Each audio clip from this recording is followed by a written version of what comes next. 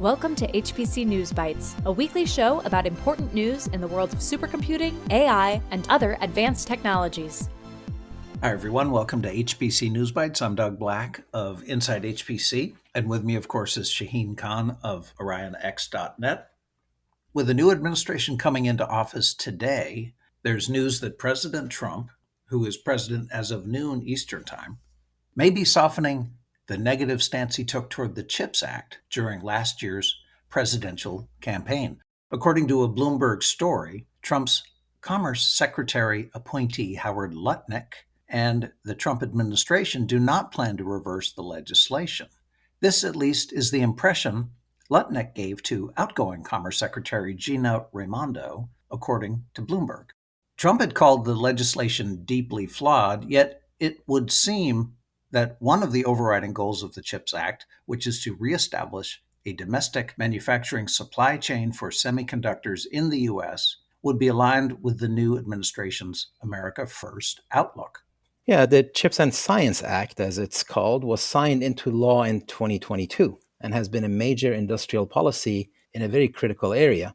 It authorized some $280 billion in new funding to accelerate research and manufacturing in the United States, and it appropriated $52.7 billion of it to start.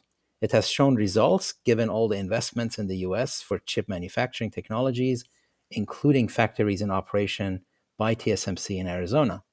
Whether it would continue was a big question. News articles said, as you mentioned, that the nominee for the position of Commerce Secretary has indicated that they intend to continue the implementation of the CHIPS Act. As we covered a couple of months ago, it would not be surprising if it gets modified and relaunched, but it is reassuring that it will continue. The CHIPS Act, of course, has to a degree centered around Intel, the largest remaining American chip manufacturer at the very high end, that former Intel CEO Pat Gelsinger worked very hard to position as a recipient of CHIPS Act grants. But now the tech news site Semi-Accurate released a story last Thursday that a major company is considering buying Intel outright, both the chip design and the chip fab parts. Interestingly, the publication said it first got onto the story 2 months ago, before Gelsinger left the company.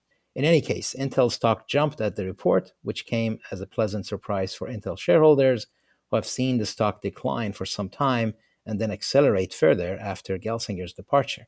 As for who the mystery buyer of Intel might be, rumors are circulating around Elon Musk, who has become a close advisor and confidant of President Trump.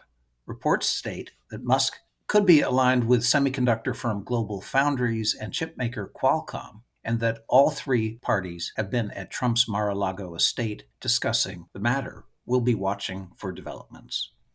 Quantum computing, of course, is an emerging field with great potential, attracting lots of investment and enabling some quantum startups to go public, with recent growth in stock prices. But that stock momentum received a hard break when two of the tech celebrities of our time, Jensen Huang and Mark Zuckerberg, both cautioned that quantum is not close to being ready for prime time. Zuckerberg said, quote, "I'm not really an expert on quantum computing, but my understanding is that it's still quite a ways off from being a truly practical paradigm," while Jensen suggested it might be 15 to 30 years away. The market did not react kindly, with stocks dropping by large percentage points. We're talking 30 to 50%, though they have recovered to some degree since.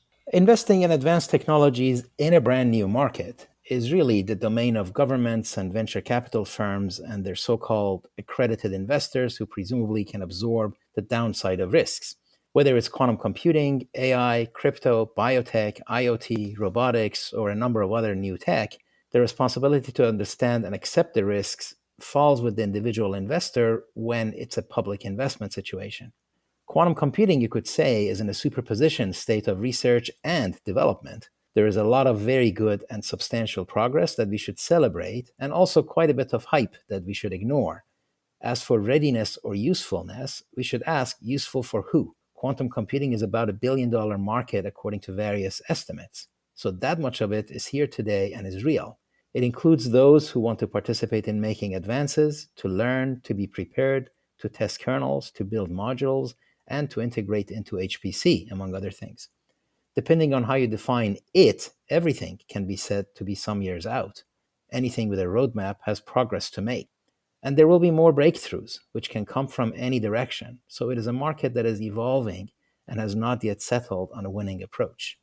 We mentioned Musk. He showed up in another tech story last week. Bloomberg reported that HPE has won a $1 billion deal with Musk's Twitter X for AI-optimized servers. In addition, HLRS, the supercomputing center at the University of Stuttgart, announced that a 15 million euros 47 petaflops supercomputer called Hunter, based on the HPE Cray EX4000 architecture powered by AMD chips, is now operational. All right, folks, that's it. Thanks for joining us. HPC News Bytes is a production of Orion X in association with Inside HPC. Shaheen Khan and Doug Black host the show. Every episode is featured on InsideHPC.com and posted on OrionX.net. Thank you for listening.